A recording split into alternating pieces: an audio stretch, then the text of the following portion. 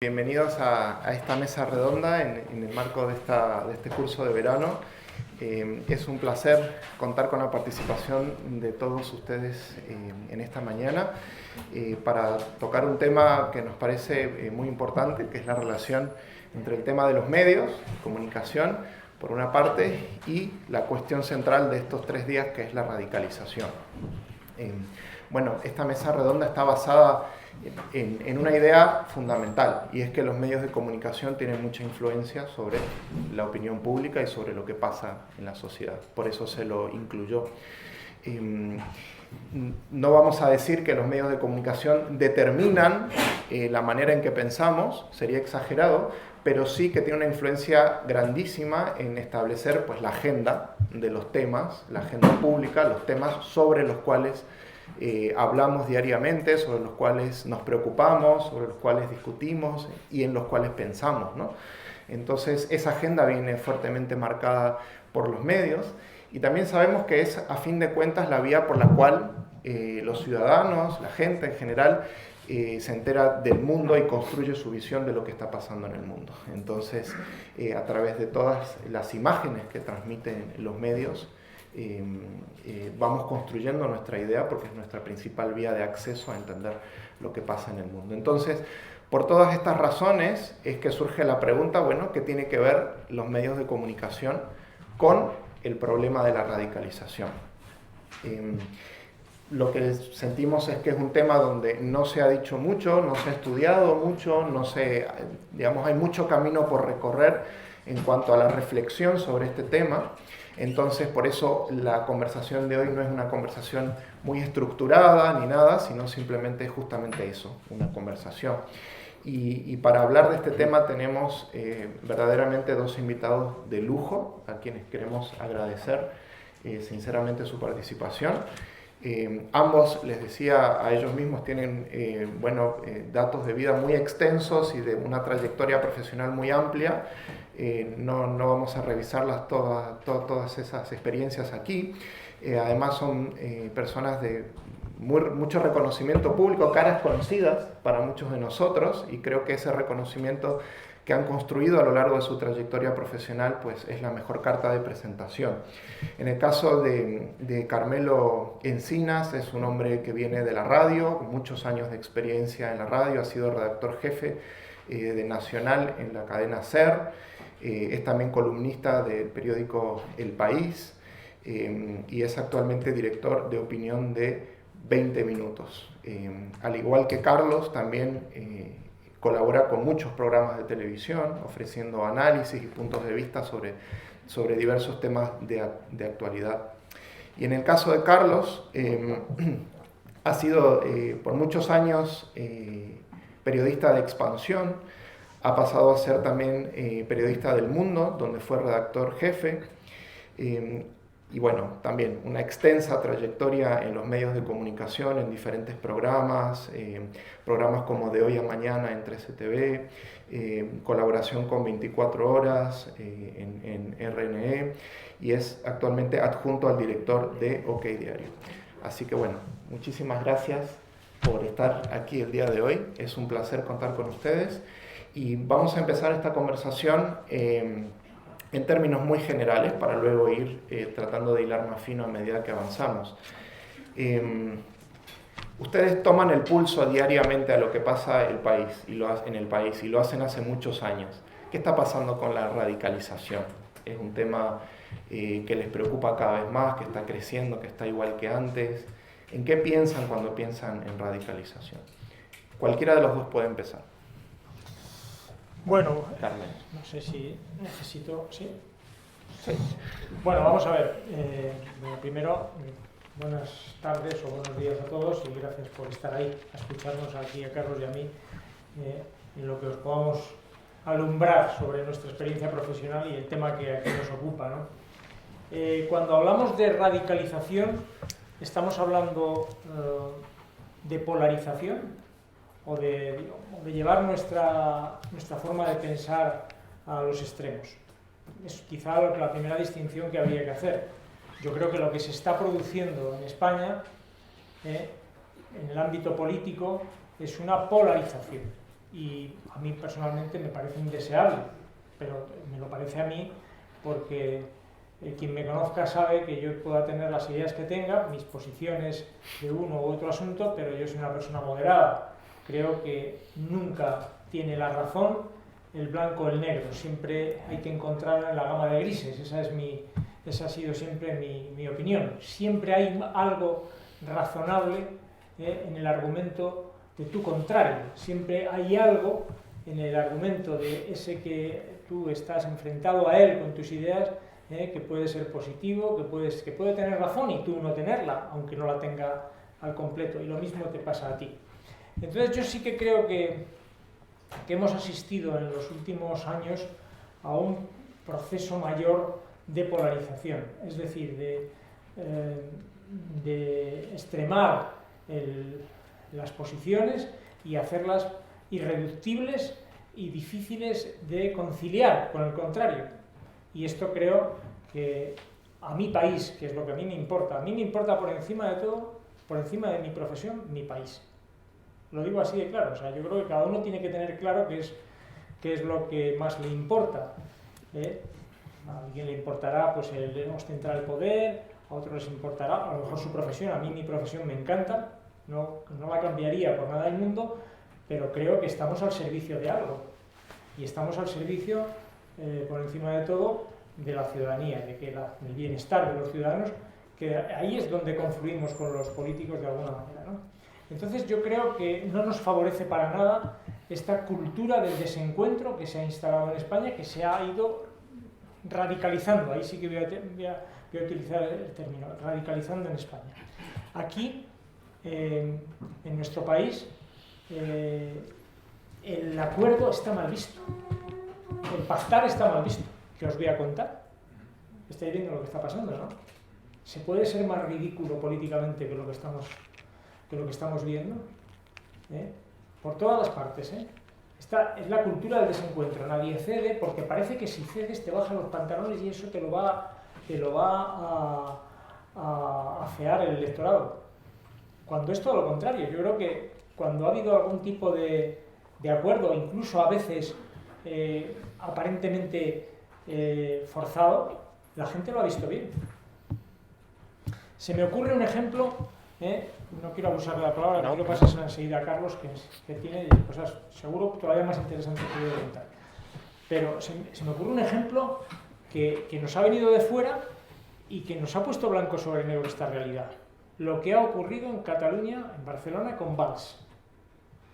Valls decide que hay que buscar una fórmula para hacer valer que los votos que le han llegado a él tengan una influencia en el plano más moderado. Tiene que elegir entre lo malo, que para él era Ada Colau, y lo peor, que era Ernest Maragall. Y decide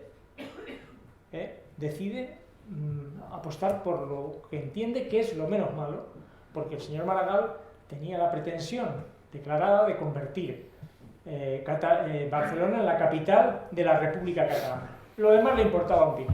O sea, los problemas que tiene de seguridad, que ayer le robaron a la familia de Qatar, la familia real catarí, le robaron 30.000 euros en joyas en el hotel, que vas por el Raval y tienes que ir, que no sabes si vas a salir de allí, ahora, o sea, todo esto, problemas de seguridad, problemas de vivienda, que dijo, todo eso no le importa al señor Maragall nada, solo le importa el independentismo, ¿no? Bueno, y Valls toma esa decisión. A mí me parece que es un ejemplo de las cosas que tenemos que saber hacer. Tenemos que saber ceder y tenemos que saber moderar el discurso político. La radicalización no nos ayuda a nada y esta cultura del desencuentro mucho menos. Entonces, como primer planteamiento yo dejo encima de la mesa este asunto porque creo que es algo que tenemos que corregir y los medios de comunicación, claro que tenemos responsabilidad en eso. Lo hemos tratado. Bueno, Carlos. Sí. Bueno, yo voy a empezar por poner un ejemplo. Te voy a coger el vaso. Por favor. Sí. O sea, imaginémonos que estos son lo que llamamos el centro, ¿no? ¿Vale? Aquí tendríamos la derecha y aquí tendríamos la izquierda, ¿vale? Y decimos, estamos en el centro, ¿vale? Y si resulta que este panorama hace así, ¿dónde está el centro? El centro tendríamos que movernos aquí, ¿vale? ¿Y si se vuelve a desplazar? ¿Dónde estaría el centro? Aquí, casualmente donde antes estaba la izquierda. O sea, mi punto de vista es muy distinto. O sea, aquí ha ocurrido algo, claro que ha ocurrido. Yo no comparto para nada que seamos todos, te vuelvo el vaso, que seamos todos radicales. Si cogemos varios puntos, varias cosas emblemáticas, no políticas, sociales, cosas que la gente va a identificar muy rápido, y miramos comparativa año 78, comparativa año 18 o 19. La aceptación, reconocimiento de la libertad absoluta, que cada uno haga lo que le dé la gana, que tiene todo el derecho del mundo, por ejemplo, a tener un comportamiento homosexual, ¿vale? En el año 78, en España era un serio problema. Hoy en día hay que buscarlos con lupa gente que identifique como un problema el tema de la homosexualidad. El divorcio, en el año 78, pues qué deciros, bueno, en el año 78 literalmente no te podías divorciar. En estos momentos es lo más normal del mundo, no pasa absolutamente nada. La custodia compartida, cuidado porque hay, que es una cuestión de libertad, resulta que tienes que empezar a defenderla, porque resulta que es que a lo mejor en determinadas situaciones el padre no puede esgrimir determinados derechos, pero el tema de que tú tengas tus hijos en una situación compartida se ve de la situación o de la manera más normal. Es decir, la sociedad no se ha radicalizado, la sociedad tiene una tendencia obvia y natural de moderación. O sea, cuando las sociedades avanzan y cuando las sociedades crecen, la gente se preocupa por los problemas de verdad y se deja de otras cuestiones. Y eso produce una tendencia natural a la moderación. La cuestión está en si hay un determinado interés por expulsar a determinado espectro de pensamiento de esa órbita. Y ese es el momento en el que vemos, te vuelvo a mangar el vaso, que lo que antes era el centro, resulta que casualmente, porque te has desplazado, se ha convertido en eres de derechas. O a lo mejor eres hasta de extrema derecha. Yo voy a poner otro ejemplo. El documento que se ha planteado de firma entre Vox, el Partido Popular y Ciudadanos en la Comunidad de Madrid. Ese documento recoge 4 puntos. Libertad de elección de centro educativo, si no estás conforme con lo que se está planteando en ese colegio. Repito, libertad de elección de centro educativo. Rebaja de todos los impuestos, para que ustedes se hagan una idea y si miran su cartera la verán ir disminuyendo minuto a minuto, no día a día. Y verán que en España una persona de clase media, unos 30.000 euros, 35.000 euros, paga aproximadamente por los impuestos directos a lo largo de todo un mes y a lo largo de todo un año, por supuestísimo, pagas en torno a un tipo de un 20 o un 25%. Si le sumas el IVA, si le sumas los impuestos sobre la luz, sobre los hidrocarburos, si tienes una transacción económica que te afecta a un piso, le sumas el impuesto de transmisiones patrimoniales o el IVA, tienes que pagar el IBI, por supuesto. Si tienes que pagar tasas de residuos, en Madrid ahora ya no la tenemos, hay sitios donde sí que están. Si tienes que pagar por determinadas emisiones de residuos, acabas pagando en España una capa media el 60%. 6 de cada 10 días que se levanta no amanece para llevar algo que comer a su boca o a su familia, amanece para llevarlo a nuestro querido señor Estado. Bueno, pues en ese documento se plantea rebaja de todos los impuestos. Los otros 2 puntos que quedan, puesta a disposición de toda la información de servicios sanitarios para que sean identificados los inmigrantes ilegales y sean deportados. Ilegales no lo dice un partido, ilegal lo dice el Código Penal. A lo mejor llegamos a la situación de que consideramos ya radical el Código Penal. Y el último punto, que es el que ha provocado más polvareda, ese punto es en el cual se dice que en caso de que tú tengas una situación de adoctrinamiento sexual, política, nacionalista, ideológica de cualquier color, en el colegio tú tienes una cosa que se llama el PIN parental. Y el PIN parental significa no que se erradiquen esas clases, sino que te piden permiso como padre, porque según el artículo 27.3 de la Constitución Española, a lo mejor también consideramos radical la Constitución Española, esa Constitución Española dice que el responsable de la educación son los padres y por lo tanto tú puedes decidir si aceptas esa clase o no aceptas esa clase. Esos son los 4 puntos que en estos momentos, si miramos en todo el panorama, están siendo tachados de extrema derecha, fachas, ultracatólicos, fascistas. Esos puntos, en el año 78, es que UCD no los hubiera defendido. Es decir, lo que llamábamos centro, en el año 78, no hubiese llegado nunca jamás a defender eso, porque le hubiesen parecido absolutamente socialistas. Entonces, mi pregunta es, para empezar, ¿a qué le estamos llamando radical? Es decir, cuando tú aceptas la moderación, ¿qué es la moderación? Para mí la moderación tiene un nombre, o un seudónimo, o un sinónimo. Se llama libertad. Entonces, yo acepto la libertad de todo el resto de personas dentro de un marco, el constitucional. Y exijo que todos los demás acepten mi libertad dentro de ese marco constitucional. Si a mí alguien o a determinada línea de pensamiento la quieren expulsar, yo no tengo que estar ni en el centro, ni en la derecha, ni en la izquierda. Tengo que estar en la defensa de mis derechos y libertades. Porque yo defiendo los de todo el mundo. Entonces, mi pregunta es si en estos momentos se ha desplazado el espectro y lo que estamos presenciando es una catalogación sistemática de radical de aquello que determinada situación no acepta. Es decir, yo quiero tener X educación para mis hijos, no, tú no puedes. Yo quiero tener X situación de libertad de empresa, no, tú no puedes. ¿Por qué no puedo? No, porque hay determinados medios de comunicación, y voy a hablar de los medios, que están diciendo sistemáticamente que dar un golpe de Estado en Cataluña es libertad de elegir. Subir los impuestos es actualización fiscal. Ahora, si tú dices apliquemos la misma ley en toda España, eres un facha. Si dices tengamos los mismos servicios sanitarios y educativos en toda España, eres un fascista. Y la verdad, ¿qué quieren que les diga? Yo no llego a entender ese lenguaje. Entonces, a mí cuando alguien me dice radical, bueno, empecemos por saber a qué le llamamos radical. Radical viene de raíz, no viene de extremista. Son dos planteamientos distintos. ¿Vamos a la raíz? Vamos a la raíz de los problemas. Lo que está ocurriendo en España es una expulsión de determinada línea de pensamiento. En España en estos momentos hay gente que no puede defender su libertad porque está aplastada por no la libertad sino el libertinaje de otra rama. Entonces, ¿los medios de comunicación están contribuyendo? Por supuestísimo. ¿Qué medios de comunicación contribuyen de una forma más decisiva? Aquellos que dependen de una licencia pública. Ah, vale, esperemos. Televisiones y radios son los que más contribuyen. Casualmente dependen de una licencia de reparto del espectro radioeléctrico. Vale, es decir, si quieres que te dé una licencia, tendrás que tener X comportamiento. Bien. Además, ¿cómo son esos medios? Las televisiones, las que más capitalización necesitan. Ah, las que critican a los bancos son los que más dependen de los bancos. Bien, como sistema coherente, lo digo con toda la ironía, empezamos bien. Es decir, los que están diciendo cuál es el criterio de independencia dependen del poder político y del poder financiero. Pues vamos bien, vamos muy bien. No sé qué más grado de independencia podríamos llegar a tener, lo digo con toda la ironía. Es decir, estamos en una situación en la que casualmente los que más dependen de una estructura ya creada son los que nos dictan cómo tenemos que ser independientes. Yo, sinceramente, no lo entiendo. Es decir, para mí, la eliminación de la radicalidad no es permanecer en un centro en el cual, en la medida en la que se va desplazando hacia la izquierda, tú vas como si fueses un títere moviéndote en el centro, y dices, un centro equidistante entre dos puntos. No, para mí, mi centro es mi libertad. Y ser respetuoso, por supuesto, con las libertades de todos los demás. Eso es lo que pone la Constitución Española, y esa Constitución Española es la que está siendo puesta en duda en estos momentos. La Constitución Española tuvo en Cataluña más de un 90% de respaldo en el año 78. Más de un 90% de respaldo. Fue la comunidad autónoma donde más respaldo tuvo. Más que en Madrid, más que en Murcia, más que en La Rioja, más que en Asturias. Y es donde más está siendo puesta en estos momentos en duda. ¿Cuál es el cartel general? No, tenemos que dialogar.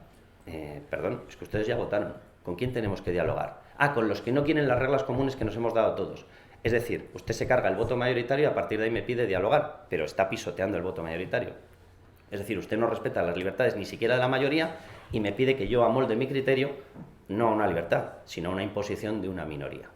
Entonces, ¿contribuimos los medios? Bueno, yo diría que más que los medios que contribuye una determinada estructura que está muy empeñada en llevar este espectro a determinado punto. Y ahí sí que voy a lo que está pasando ahora. Si el Partido Socialista quisiera una alianza con Ciudadanos, digo yo que le ofrecería algo, ¿no? Si a ustedes les viene alguien y les dice, quiero comprar su piso, dicen ustedes, vale, dígame un precio. No, ninguno, no le voy a pagar. ¿Ustedes se lo venden? ¿O Podemos? A Podemos le vienen y le dicen, deme sus votos, que es que voy a hacer la investidura. Y le dice Podemos, quiero un cargo de ministro. No. Quiero mirar el programa. No. ¿Qué me ofrece? No, nada. Usted no está viniendo a negociar nada. Usted me quiere expulsar del espectro porque usted quiere ser el que pacte con X partidos. Entonces, ¿qué es moderado en esa situación? ¿Es regalarle la gobernabilidad a un partido? Pisotear, por lo tanto, a tus votantes que te han votado para una situación contraria. Entonces, ¿qué es lo radical y qué es lo moderado? Desde mi punto de vista, lo importante no es lo en el centro que tú te sientas, porque si se desplaza el escenario, te podrás sentir en un determinado momento en la extrema izquierda, en otro en la extrema derecha, y no será cuestión de que tú hayas variado ni hayas dejado de ser una persona respetuosa con los demás. Puede ser cuestión de que se ha movido ese escenario. Y en estos momentos, eso del centro, eso de la moderación, yo prefiero ser otra cosa que es respetuoso con las libertades y los derechos. Y eso sí es, de verdad, de una forma radical, es decir, yendo a la raíz, eso es ser moderado. Entonces, ahora hay un empeño en despejar a determinados actores del panorama político. Lo hay de una forma muy clara. Hay determinada línea de pensamiento que molesta y hay determinados partidos que molestan. Y un establishment muy marcado ha decidido que todo lo que molesta es borrado. Y mi pregunta es muy simple, acabo ya. ¿Quién es el radical entonces? Me gusta siempre... ¿Me permite un segundo nada más? Bueno, por favor. No, después, sí, no. Me gusta siempre coincidir con Carlos Cuesta porque por lo que se siempre aprende. termina hablando de dinero, porque no lo tengo yo de asesor financiero. Y que bueno, pues yo creo que hay que distinguir entre las ideas y el tono con el que se exponen. Simplemente voy a dar esa aportación. Yo creo que hay partidos y hay formaciones que ya solo el tono en que defienden, que a mí me parece que todo lo que esté dentro de la ley es defendible, y yo no lo discuto y es legítimo, pero el tono que se emplea el tono, digamos, de ofensa al contrario, el tono bélico, yo creo que eso sí es una radicalización, y llámese extremismo, llámese como quiera, que a mí me resulta indeseable, porque eso no favorece la convivencia. Y yo creo que tenemos perfectamente identificados quienes favorecen más y quienes perjudican más a la convivencia.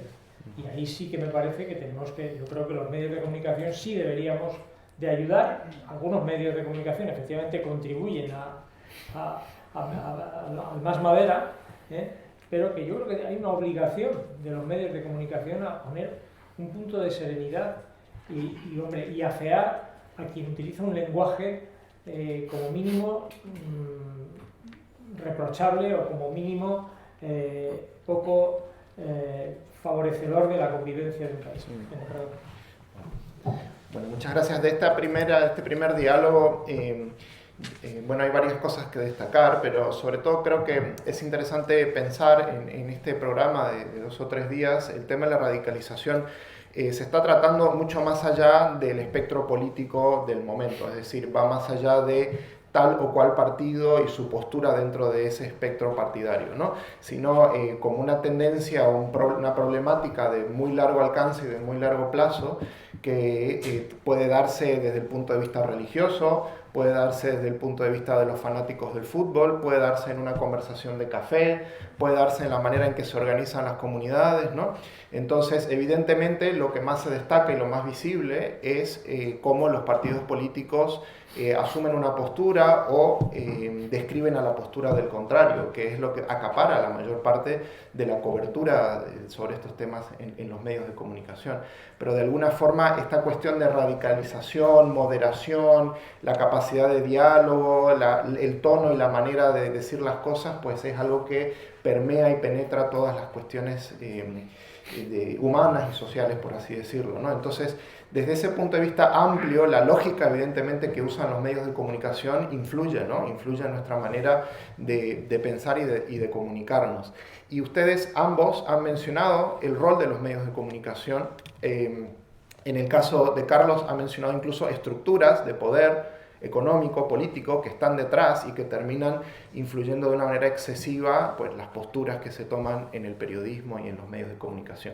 La pregunta es, ¿qué se puede hacer? Es decir, ustedes trabajan como periodistas y además tienen experiencia estando dentro de medios de comunicación que tienen líneas editoriales específicas, que tienen dueños, que tienen ideologías y al mismo tiempo pues, les ha tocado mantener su propia manera de pensar y su independencia.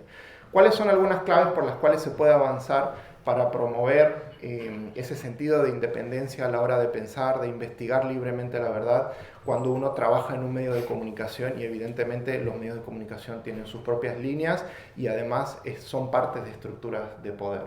Empiezo por acá. Bueno, yo creo que lo que se puede hacer ya se está haciendo. Vamos a ver, está ocurriendo una cosa, que es verdad que hay gente a la que le pone muy nerviosa, a mí me pone muy contento, que es la liberalización de los medios de comunicación. Es decir, hasta hace bien poquito montar un periódico, bueno, hemos visto incluso casos de ventas de periódicos con valoraciones de 1.000 y pico millones de euros, grupos de prensa. Las últimas ventas, incluso de periódicos muy potentes, se han saldado por 300 y pico millones. Si en estos momentos se tuviese que vender algún periódico, lo de los 300 y pico, no sé, serían liras, porque sería complicado venderlo posiblemente ni por 30 millones, ¿no? ¿Y eso qué significa? Dices, bueno, muy malo para los accionistas de los periódicos, pues nada, mi pésame más dolido para todos ellos.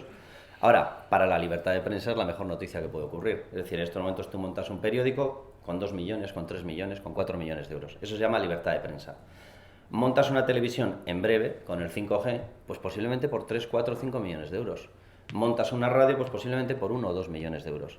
Y eso significa que va a haber mucha más libertad. Yo es que soy muy cansino con esta palabra, pero bueno, va a haber mucha más libertad. ¿Y eso qué significa? Que la capacidad de interferencia del poder político será menor.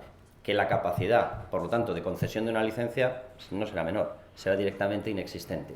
Y con la bajada de esa necesidad de capitalización, la presencia de determinados poderes económicos será todavía menor.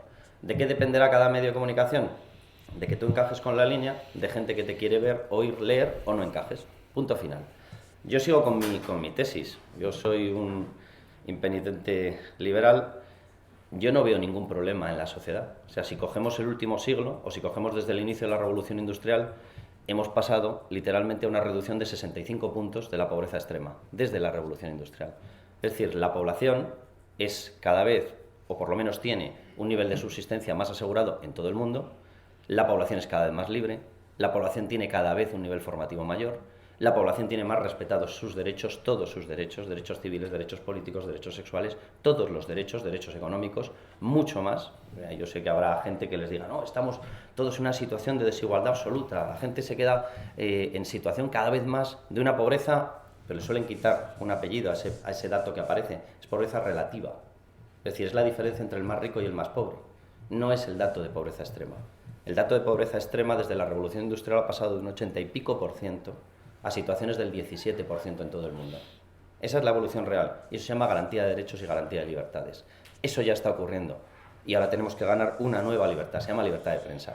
Mientras que la barrera de entrada sea tan brutal para crear un periódico, una tele, mientras que la barrera de entrada sea la concesión de una licencia por un poder político, ¿me pueden explicar ustedes cómo se garantiza esa independencia, esa libertad? Pues yo no la veo por ningún lado. La dependencia será absoluta. Gracias a Dios ha llegado una cosa que se llama Internet y tú pones tu producto en circulación.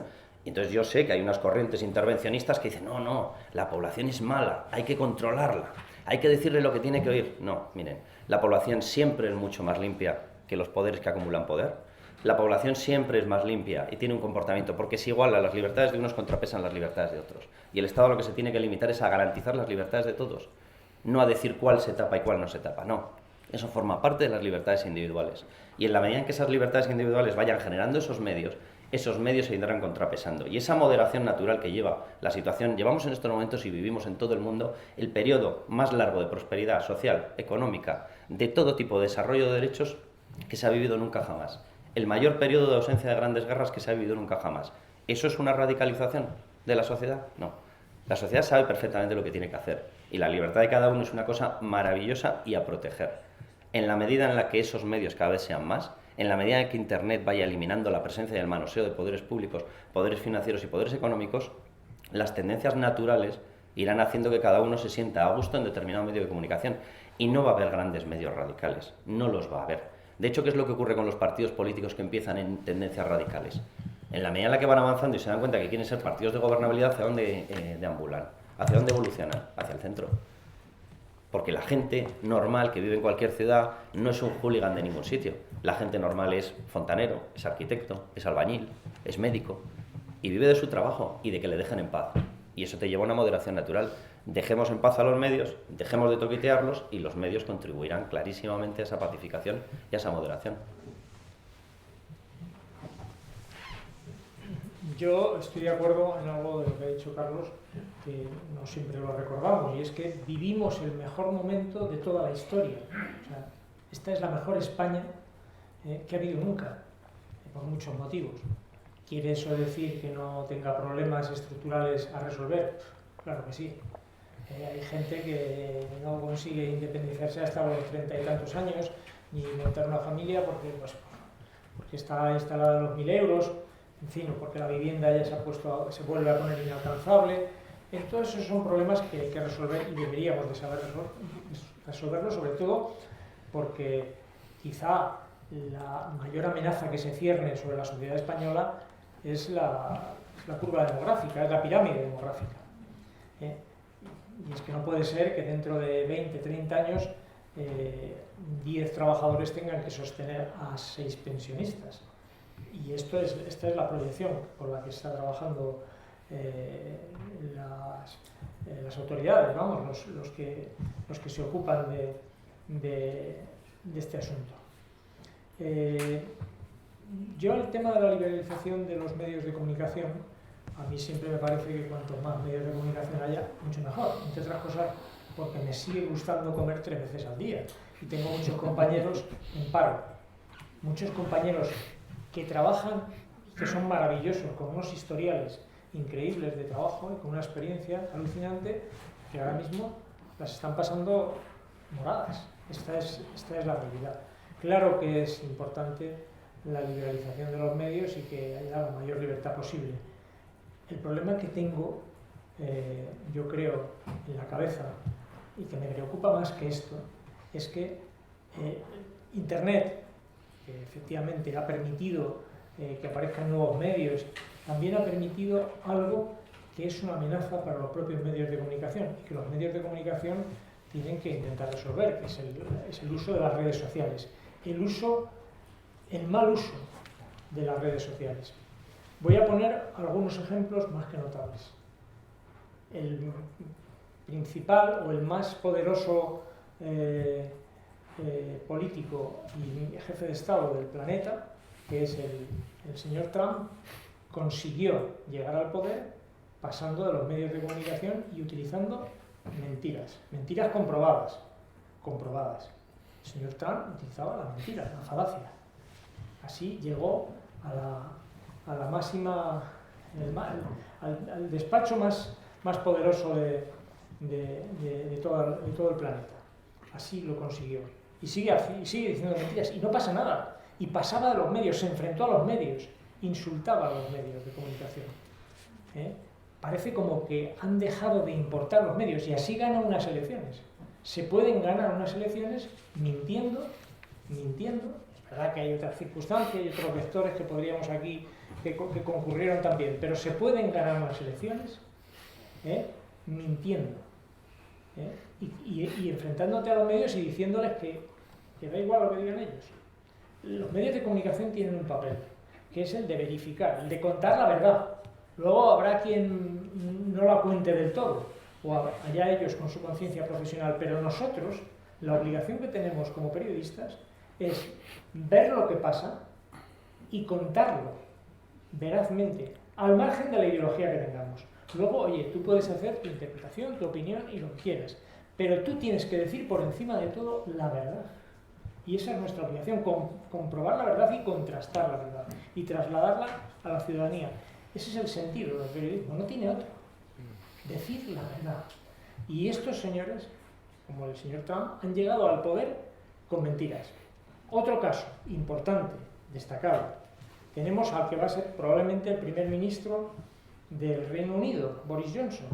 Ese tipo estuvo paseándose con un autobús que ponía que cada semana el Reino Unido tenía que pagar 340 millones de libras a la Unión Europea y que con eso resolvía el sistema. Se recorrió todo el Reino Unido y ganó con una mentira que luego al día siguiente reconoció y por la que está imputado, por la que está siendo juzgado. Así ganó el Brexit. Con ese mensaje. Y no pasa nada. ¿Le veis que se haya despeinado? Bueno, despeinado va habitualmente, pero ¿veis que le preocupe mucho, que le aflija algo, el que le digan, oye, si tú eres un mentiroso? No, siempre, igual, yo dije esa mentira, pues no pasa nada.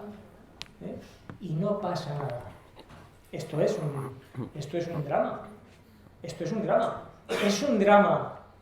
Esto lo tenemos bien cerca. Que el independentismo haya creado todo un rosario de mentiras para adoctrinar a la gente. Todo un rosario de mentiras que han llegado al extremo del ridículo, de considerar a Santa Teresa de Jesús, a Cervantes y a Colón catalanes. O sea, llegan al patetismo y se lo traga a la gente. Da igual la verdad no importa. Entonces, todo eso, ¿por qué? Porque funcionan las redes, porque tienen un alcance, porque ahora los medios de comunicación tienen que ser libres, pero las redes son libérrimas. Son libérrimas. Y tienen, por desgracia, las mentiras tienen un poder de difusión mucho mayor, un éxito de difusión mucho mayor que la verdad. Esto es un problema gordo, porque así han llegado al poder el señor Trump, el señor Bolsonaro, Boris Johnson consiguió que el Brexit, bueno, y algún otro, consiguió que el Brexit saliera adelante, que es un desastre para el Reino Unido y para Europa, lo es.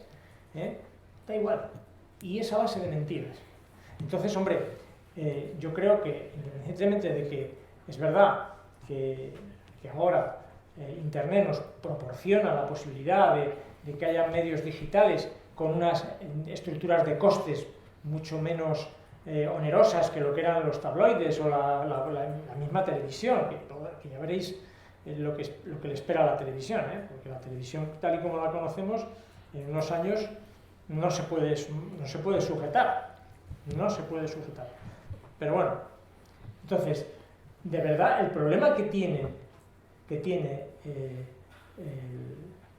los medios de comunicación es que tienen como enemigo a algo que la gente consume de una forma casi enfermiza, porque algunos consumen las redes de una manera enfermiza que cala en la opinión pública, que conforma a veces opiniones basadas en absolutas falacias y que prosperan.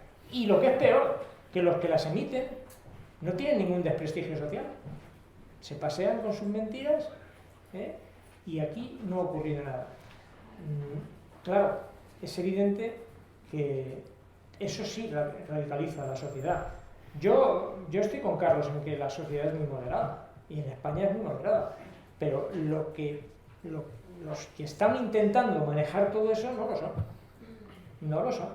Y no trabajan para el bienestar social, no es así. Trabajan para ellos, para sus intereses, para sus mecanismos de poder. Y el periodismo, tengo la sensación de que ha perdido capacidad, a pesar de que puedes... ahora tienes casi con muy poco puedes montar un medio digital. Pues los medios de comunicación hemos perdido capacidad de contrastar y de poder plantar cara a lo peor y más nocivo que hay para una sociedad, que es la mentira. ¿Me dejas una...? Claro que sí. Fijémonos si es verdad que se miente en redes sociales, que todos los periódicos volcamos todas nuestras noticias en redes sociales. Yo, vamos a ver, con todos mis respetos, vamos a ver, en redes sociales escribe gente, las redes sociales se usan, si consideramos a la población idiota, entonces la población se está tragando alfalfa y no sabe ni lo que mastica. Se cree que es un enorme entrecot con patatas fritas, pero realmente le hemos metido un buen tarro de heno. Bueno, pues yo sinceramente creo que la población es más inteligente que todo eso.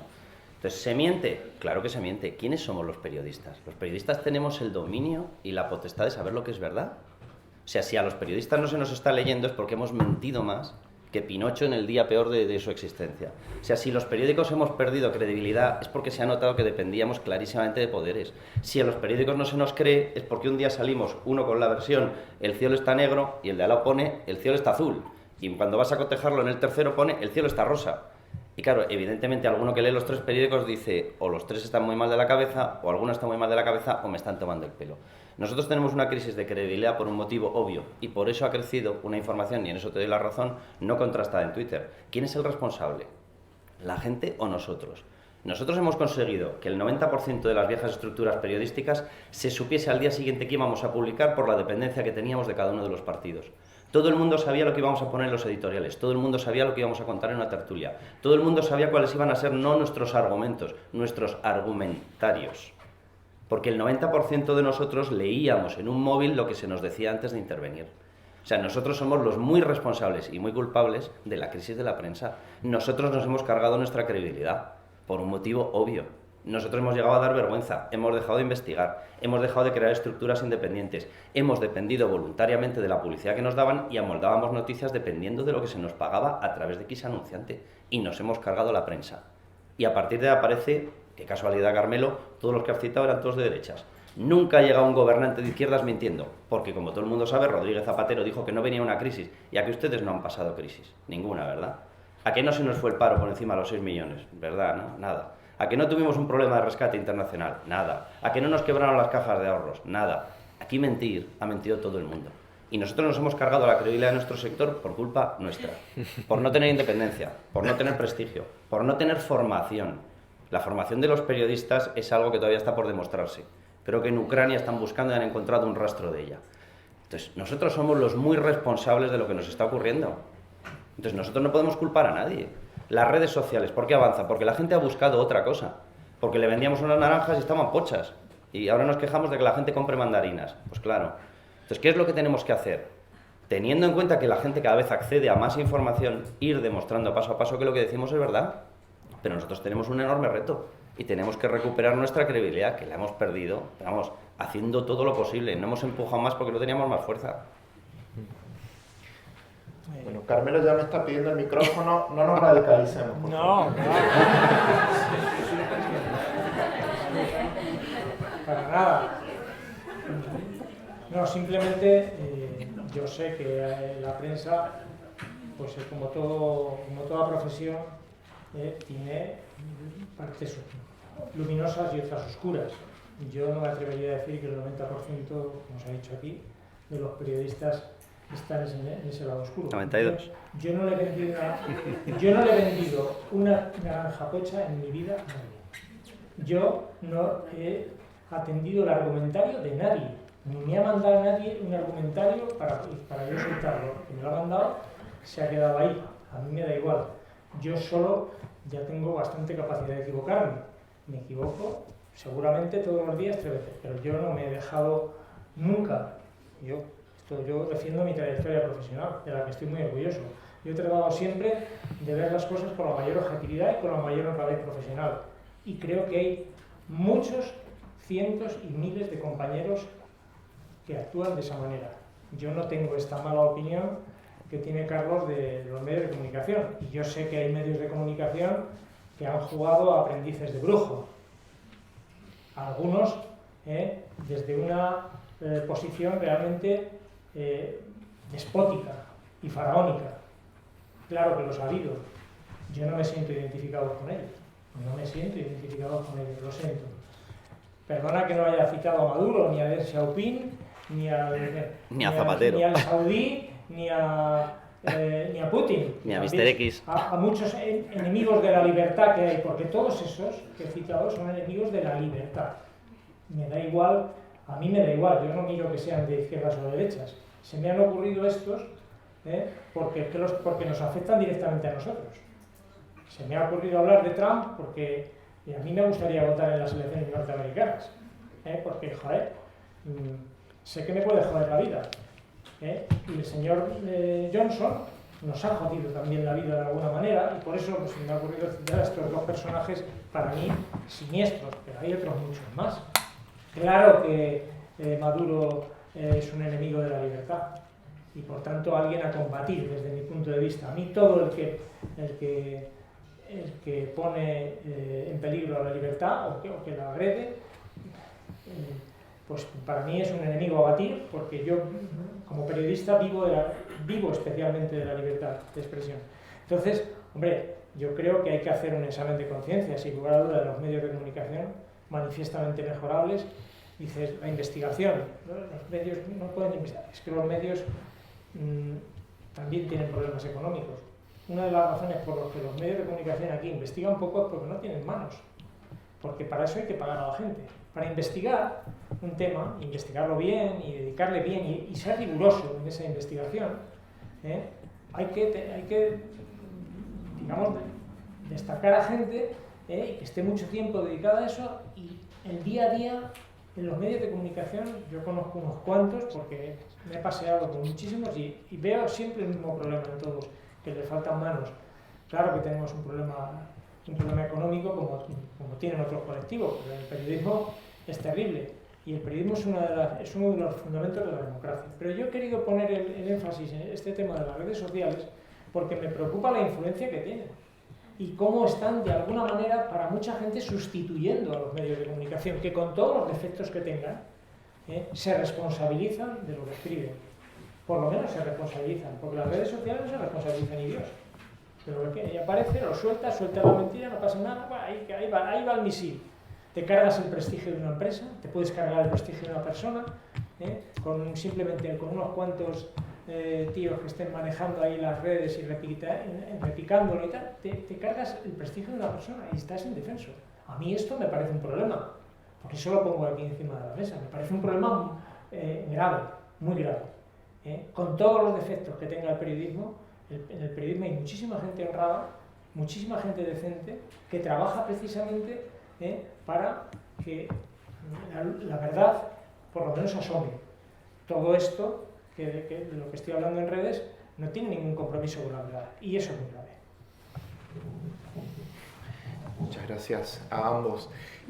Yo creo que se han mencionado muchos puntos importantes: el compromiso del periodismo con la búsqueda permanente de la verdad, la libertad de formar y crear medios de comunicación que puedan gozar de esa independencia, el excesivo énfasis que hay en las redes sociales como medio de comunicación que no tiene la credibilidad necesaria, etcétera, etcétera.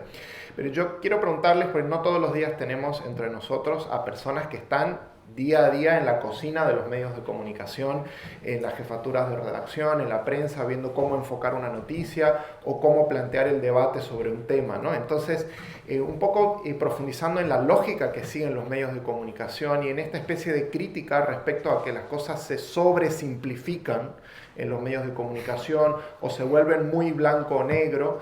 Alguien habló acerca de la importancia de los grises que muchas veces no aparecen en los medios de comunicación, que esta idea de posiciones extremas y en conflicto parece ser algo que permanentemente aparece en los medios. El día de ayer vi una viñeta en El País, que bueno, es difícil describir una viñeta, pero básicamente era un tablero de ajedrez, no sé si lo vieron, que solamente tiene 2 cuadrantes, negro y blanco, de cada color, ¿no? O sea, 4 cuadrantes, todo el tablero de ajedrez. En vez de tener muchos, pues solo tenía 4, y aparecían 2 caballos, uno negro y uno blanco. Y decía algo así como ajedrez para tertulianos, o algo así, o simplificado para tertulianos, algo así. No estoy diciendo que estoy a favor o en contra de esa viñeta, pero sí me parece que provoca una reflexión respecto a esa sobresimplificación de las cosas, a esa búsqueda del enfrentamiento. ¿Qué pasa? ¿Es porque vende más? ¿Es porque no hay tiempo en los medios de comunicación para profundizar? ¿Es porque la opinión pública no está educada y no puede procesar algo más complejo? ¿Por qué pasa eso? A ver, las tertulias, que yo creo que su exponente máximo visible es la televisión, las tertulias son un género, por decirlo de alguna manera, que viene de lo que se denominan los talk show. Entonces, realmente forman una parte de un género que es mixto entre lo que es entretenimiento y lo que es información. Y cuando tú estás en un plato, lo primero que se te dice es ritmo rápido, rápido. Es decir, no me pierdan aquí el tiempo con grandes exposiciones de la Universidad de Coimbra, que esa puerta era un poquito más para allá. Y esa no la pagamos nosotros. Esto ocurre, es decir, las televisiones lo que se muestra es espectáculo. Ese espectáculo lleva una polarización. Ahí sí que retomo lo que decía al principio Carmelo. O sea, una cosa es la polarización, otra cosa es la radicalización. Al final, los tertulianos, o sea, Carmelo y yo, nos pones aquí un palillo y nos dices que si el palillo tiene punta o no tiene punta, y te discutimos sobre si tiene punta o no tiene punta. Y lo haríamos. Y si te dicen vas a una tertulia y vas a cobrar X, y por lo tanto vamos a polarizar sobre esto, polarizas sobre eso. O sea, esto es así, y lo que genera espectáculo es esa especie del sálvame continuo, sea sobre lo que sea, y debatiendo de lo que sea. ¿Hace calor? No, hace 34 grados y tendrás un tertuliano que te diga, hace un frío, que voy a por el abrigo de visón. Y te lo dirán, porque hay que montar ese espectáculo. Ahora, eso tiene una capacidad de radicalización. La radicalización es otra cosa. Es decir, la radicalización depende, y aquí vuelvo a lo que decía al inicio, a que esa polarización coincida con planteamientos radicales. O sea, realmente tú esa parte del show la puedes tener sobre posiciones que tú dices, hay que bajar o subir impuestos. Bueno, vamos a ver, ninguna de las dos posturas yo creo que pudiera ser, bueno, en la situación actual en España posiblemente sí pudiera ser calificada radical la de subirnos más los impuestos.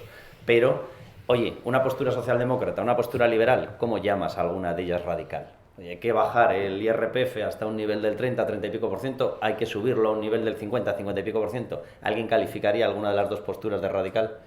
Entonces tú al final decides qué es aquello sobre lo que polarizas. Yo no creo que el modelo tenga que tender obligatoriamente a la radicalización.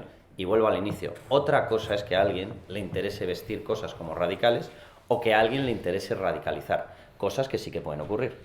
Y yo ahí sí que retorno a esa influencia. Es decir, vamos a ver, aquí la gente no es tonta. Y la gente sabe perfectamente cuáles son los problemas que tiene en su casa. Y sabe que cuando llega a una situación de crisis, ve a sus 2 hijos en un sofá. Y eso se llama problema. ¿Existe un problema con si Trump ha mentido o no ha mentido en unos mails? Bueno, pues aquí nos toca más que veas bien que básicamente nada. Y sin embargo en las tertulias se ha debatido mucho sobre esto. ¿Por qué aparecía ese tema? ¿Realmente alguien en su casa estaba debatiendo sobre si la forma de financiar su campaña de Hillary Clinton era legal o no era legal?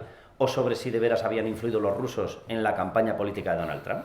¿Alguien en su casa cuando llegaba de trabajar, tiraba la chaqueta, se ponía las zapatillas, le decía a su mujer o su mujer a él, le decía, uff, cómo me preocupa lo de los mails de Donald Trump? ¿Alguien le ha dicho alguna vez a alguien sensato eso? Porque yo en mi casa, y mira que debatimos, hasta con el perro, ni una sola vez he hablado de una sola cosa de esas. Ni una sola vez. ¿Alguien ha hablado, por ejemplo, de estoy notando que hay una contaminación excesiva en la zona centro de Madrid? A ver si nos impiden a los coches con matrícula impar acceder. Nunca se me pasó por la cabeza tener ese tema, nunca, la verdad. Oye, ha ocupado un 30 o un 40% de los debates, por ejemplo, aquí, en la Comunidad de Madrid. Oye, yo le veo a la gente y la gente discute sobre si son excesivos o no son excesivos los impuestos. Discute sobre si mi hijo tiene o no tiene un empleo. Discute sobre si la educación es buena o es mala. Discute sobre si hay atascos en la ciudad. De eso discuten. Pero casualmente hay determinados temas que se cuelan en las tertulias. Y tú dices, ¿y esto por qué se ha colado? ¿Quién es el radical? ¿El que polariza sobre eso o es radical el que lo está metiendo intencionadamente?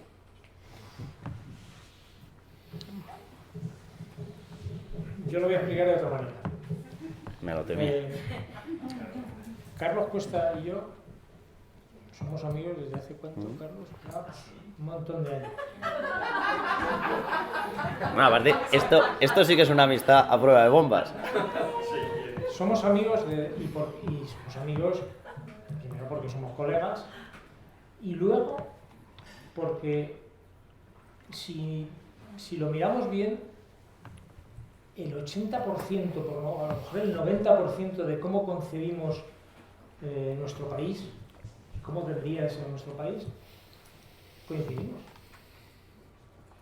Lo que pasa es que queda ese otro 10% que nos ponen encima de la mesa y sobre el que discutimos. Discutimos a veces a cara de perro. Él lo ha explicado bien, él ha dirigido un programa en el que era el moderador inmoderado, hacía de árbitro y de delantero centro del equipo. O sea, cuando tú llevabas más o menos, ibas bien con el balón para meter, llegaba el árbitro, te quitaba el balón y lo metía a la portería contraria. Bueno, o sea, esto que es verdad, pero es disculpa de mal perdedor. Eso es lo que hacía este personaje que tengo aquí a mi izquierda, al que tengo por amigo, y que él sabe que lo digo con sinceridad. O sea que realmente lo que se discute en los platós de televisión es aquello en lo que hay diferencias de criterios, no en lo que se coincide. Aunque sea muy poco en lo que se, a lo mejor, en algunos casos casi nada en lo que se difiere, ¿no? Pues se discute ello. Porque es verdad que los programas de televisión, y lo ha explicado perfectamente Carlos, son shows que están a caballo entre la información y el entretenimiento. ¿Qué pasa? Que pueden proyectar una idea equivocada de la sociedad. Sí pueden proyectarlo, porque claro, parece como que ahí que se discute, o sea, acaloradamente, y que no hay acuerdo ninguno, cuando luego los que estamos en las mesas y que hemos, pues, en el 80%, el 90% restante estamos de acuerdo. Entonces, pero solo se discute de lo que se está en desacuerdo. Y se transmite esa idea, quizá sobreactuada, de polarización o de posiciones extremas. ¿Eso es malo? Pues sí.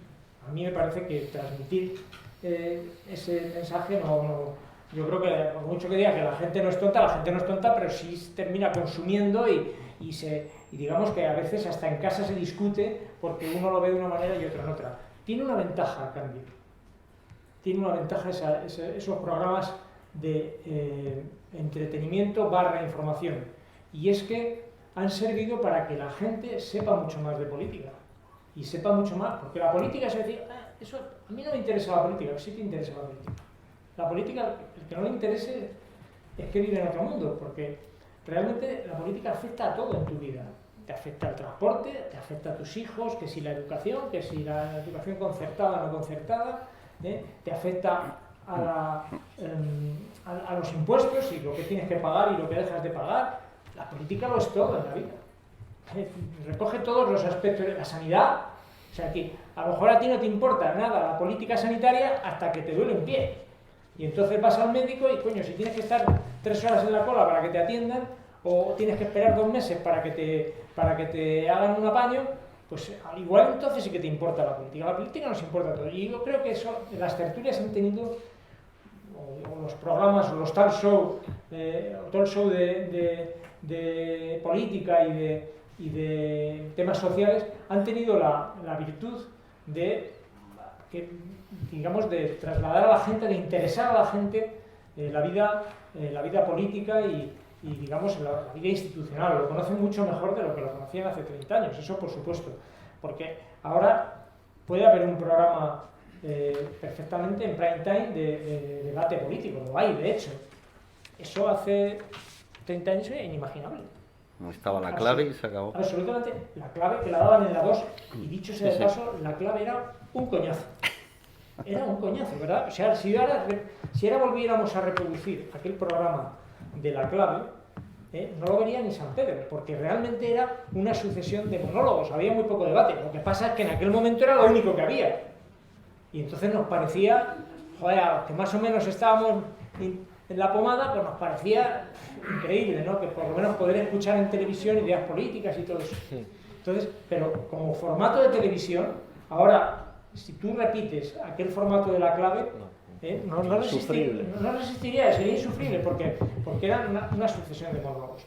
Entonces, bueno, las tertulias han tenido esa, digamos, esa parte positiva, que no es nada desdeñable, que es, digamos, documentar mucho más a la gente y crearle, bueno, pues darle más posibilidades para que tenga criterio e interés por la vida pública. Carmelo, y luego el normalizar que se pueden tener puntos de vista totalmente distintos. Exacto, ya nadie se espanta de nada. Eso es verdad. Ya nadie se espanta de nada. Digan lo que digan, todo es aceptable porque, oye, mira, este dice blanco, ese no pasa nada. Voy a cerrar también con 30 segundos por mi lado, que son difíciles porque es tratar de, en este momento, encontrar el acuerdo, pero voy a confiar en lo que dijo Carmelo, de que por lo general el 90% de las cosas están de acuerdo. Y buscando esas cosas, primero solamente quiero enfatizar el tema de que en muchos aspectos el mundo está mejorando y que la radicalización puede ser un problema, pero es parte de fuerzas constructivas y destructivas que hay en el mundo de hoy. En segundo lugar, esta cuestión de la lógica confrontacional que hay en los medios de comunicación, que responde a un espectáculo y que al mismo tiempo puede en cierta medida dañar, pero hay otros aspectos que son positivos en el sentido de transmitir y compartir información que antes la gente no encontraba relevante o a la cual no tenía acceso. Pero de alguna forma ese 90% de acuerdo es lo que tal vez necesitamos empezar a enfatizar un poco más. Es decir, conversar sobre la base de aquellos aspectos donde sí nos entendemos, para transmitir también romper un poco esa cultura de desacuerdos que mencionaba uno de los panelistas. Y finalmente, sobre el cambio tecnológico y la popularización del saber, lo que diría es que de alguna forma es irreversible. No necesariamente es algo malo intrínsecamente, está bien que todos tengan la libertad, incluso Carmelo lo decía, de compartir su punto de vista sobre el mundo, pero eso no niega el rol del periodismo, y creo que en eso también están de acuerdo los dos, en que el saber se puede popularizar, democratizar, todos podemos tener redes sociales y opinar, pero si ustedes son periodistas es porque confían en que pues tiene mucho sentido dedicarse a esto, y por eso también les agradecemos por haber compartido sus ideas. Gracias a vosotros por aguantarnos.